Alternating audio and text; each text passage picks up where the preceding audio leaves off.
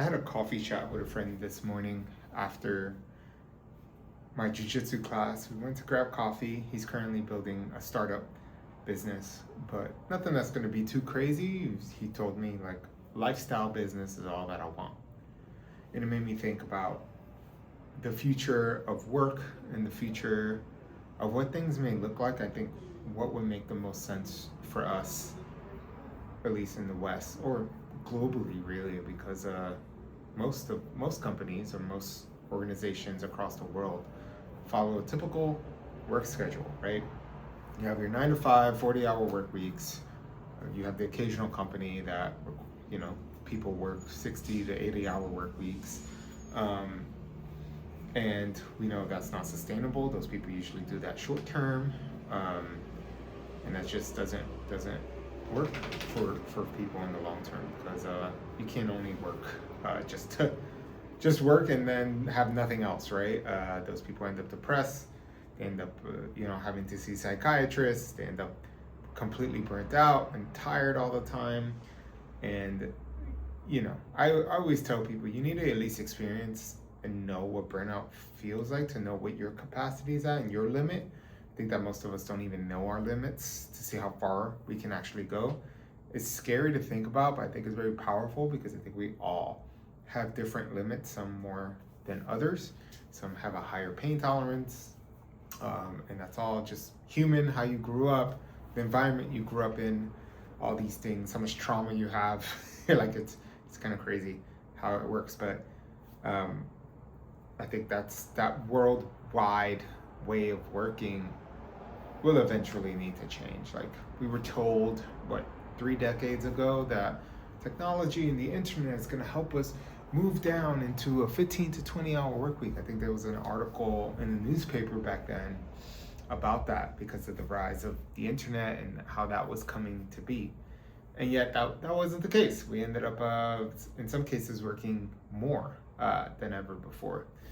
And we all live in this very sun-centric way of living, where we kind of work during the day, all day. It's also very masculine. If you follow the biological rhythms of a masculine person biologically, it runs on 24-hour cycles, versus a woman that runs on a 30-day or 28-day cycle, if I'm not mistaken. There's great books on biology out there that talk about this. A few, like from Alicia Vitti, and there's a few other health books I read. Max Lugavere wrote his Genius Foods books and covers that a little bit. And I'm totally blanking on the others. I can't think of it. I gotta look at my book list of things that I read, but that's the cycle we run in. And what's that gonna look like when we have to change? So me and my buddy were talking about it, and I mentioned, or at least he reminded me of a podcast I listened to many years ago. I believe it was in 2019 or 2020, maybe late 2020, where Naval Ravikant, if you don't know who he is, he's like an investor, very famous here in San Francisco, the Bay Area. And he has a clip. You can probably find it. It was on the Joe Rogan podcast. However you feel about him, Joe Rogan occasionally has really good guests on and he talks to them for 3 hours, and I think you could get a lot of great information from those people. He's had dopamine scientists on that study dopamine, Dopamine Nation being one of the books. I forget the author's name, but she was on the podcast, and all these things. Anyway, I'm not gonna say who I listen to. Everybody, it doesn't matter who it is, even if I don't agree with them. I always like to see everybody's perspective. But Naval talked about how the future of work was going to be more like a contract version, or fractional, where the way he mentioned it is like, there's going to be a day where you'll open up your computer, your phone, and there'll be jobs listed for your expertise. You'll pick and choose that job, work that job, get paid for it, and that's it. Like, you pretty much not work a full-time job. It'll just be like project-based. And that will be because of the rise of technology. So you be able to control your time. As you work as much as you want or as little as you want, depending on the time of the year. Like, I prefer I always talk about this. I prefer to work 4 days a week, 10 to 3, 2 or 3, 10 months out of the year, and take 2 months off. I wouldn't take summers off because everyone else does, so I take winters off. Like December to January will be completely leave me alone type of time. I know a lot of people are like, what, you take the winter, why not the summer? Because everyone wants to take the summer off. So you got to do what people aren't willing to do to enjoy those times of years. And yeah, it's a risk. Like if I travel, a place may be rainy or something like that. But hey, in Australia it's summertime, and certain parts of the world is summertime, so I will go there. But anyway, that's my perspective. People are like, what, you work that little? But yeah, we have technology, and technology can do a lot of things. We're just obsessed with growth, and we believe that the more work you put in, the more you grow. In some cases, especially when you're first starting something, very true. The more hard work you put in, the more likely that thing is to succeed, grow, hit an inflection point, and you'll just freaking shoot to the moon. That's rare, but it does. That's usually how it happens. But I think that instead of relying on things like GDP and all that stuff, like why can't we rely on people's joy and happiness and how they live their lives? Are they close to their children? Are they allowing their children to grow with them and teaching them how to be a right steward of human society and society in general, right? Because once you take that away, and you're working 60-hour work weeks and you can't be with your kids, like what's the point of it? What are you working for, right? What is the true reason we're here on this planet? The work needs to change. I think it will, but we need to let go of a lot of things. We need to let go of the control, especially those at the top, political leaders, CEOs, and those C-suite leaders, these folks who have worked that way their whole life. They don't know any different, and they're afraid to try anything different. There are very few. I mean, there's companies that have tried a 4-day work week, for instance, and have seen some success with that. But then you have investors that are like, no, we want to see growth and we want to make our money, because everyone's so selfish and they don't think long term. But I think that what we're currently going through with AI, all these layoffs in tech and all these things, like people are going to get innovative and start building things like my friend is. And my hope is that they see the true value of what life consists of, and it's not work, right? It's purpose is the difference, right?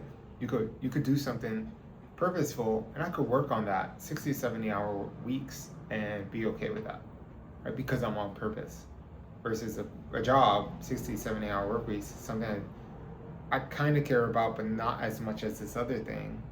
Well, I'm gonna get burnt out because I'm doing a lot of things I don't want to do for much too long. I always say everyone has a cap and a limit. Your job, you watching, consists of parts that you don't like to do. There's just parts of your job that suck. And anything you do, there's gonna be parts of it that you're like, I don't like to do this, right? Unless you're rich and you can hire someone to do it for you. But even then, there's still things you have to do that you're not gonna like, even if you have all the money. You gotta do taxes every year. Yeah, you have someone else do it, but guess what? You gotta like sit with them and go through it together, right? You might not like that, but you have to do it. There are always gonna be aspects you don't like. And I think as humans, we have a limit to how much we could do that or how long we could do that for before we're like, I'm done. And you start seeing, you don't see the same returns anymore because you're tired of it. And like what you're working on is actually worse, making things worse than making things better. So with time, hopefully we could remove that and be on purpose versus being there to do a job. And it's all about your mindset and how you view that job. A lot of us do jobs we don't like, and we do it because it provides us with a financial incentive that helps us do the things we actually like to do, even though I think it should be flipped. But hey, that's not what the society we created, unfortunately. We kind of put ourselves in a bind societally, and it's hard to think outside of that because we're currently in the box, or we're the fish in the water. You don't even know you're in water. You're just the fish in water. So what does it take to look up, to come out of the water and see a different perspective and how work should be done and what the future of work looks like? but there's going to be a few people who need to make it to the top in order to make those changes happen. We need to have some folks revolutionize and decide that they don't want to keep the status quo and do things very differently. And those are going to take people who open up small lifestyle businesses who are not going to look to scale and grow to 100 million in ARR or a billion and all that stuff. They just like, hey, I'm happy making, a cool 10 million and having 3 or 4 employees, and that's it. Like, my employees get time off. Like, I give them 2 or 3 months off a year. I get 2 or 3 months off a year. We keep things running smoothly with systems and processes in place. You hire contractors whenever necessary, when things get busy or things get hard. And that's kind of life that we'll live. And those people will be like, I don't want to follow the status quo and like get pushed into making this thing.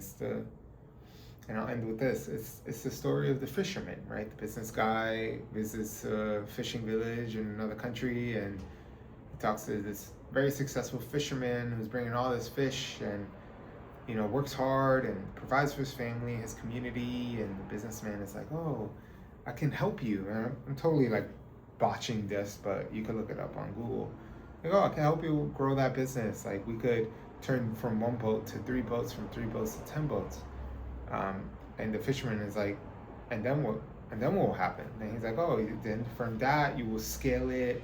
We'll get a swanky office in New York City and hire X amount of employees, and we'll grow it from 100, and we'll just keep growing it to 1,000, and you'll make millions and billions of dollars. He's like, and then what? He's like, oh yeah, and then to retire and fish on the sea, just like you're already doing. And that's kind of like the parable or the story. It's kind of funny how that happens. And you see that when people get successful, what do? They leave a city. They don't stay there, right? When they get enough or they get old enough, they move out to the burbs, or they get a farm, or they buy a RV and travel across the country. They wait till they're too old and don't have as much energy. I'm like, why not do that now? Why not do that now? And have the privilege or energy to have another career. My goal is eventually work these jobs, do my own thing, build a business, whatever. And then when I get old enough, I just want to be a teacher, man. Like, till I die. Like, doesn't take a lot of physical requirement, right? It's just teaching the future generations to be good stewards of society. That's my hope. What am I going to teach? I have no idea, but I know I'll figure it out, Maybe it'll be around navigating businesses or navigating the work world, and through personality and emotions and dealing with people's emotions and stuff like that. Anyway, that's me just talking about my own personal stuff. Curious to hear about yours. What's your thoughts on the future of work and where things are going to lead, especially as AI continues to eat up some jobs? I don't think it's going to be a job apocalypse, but I definitely think, instead of having 10 engineers on this project, I only need 4, I think that's what's going to happen. There's going to be a shrinking in a lot of companies. They're not going to require as much talent as they previously needed. Even my company, at one point, they had a dozen plus talent partners, and now I can count on my hand how many talent partners they have that can do the job of the 30 we had before, because we have technology to help us now. So that's all I got, and that's the video, and until tomorrow.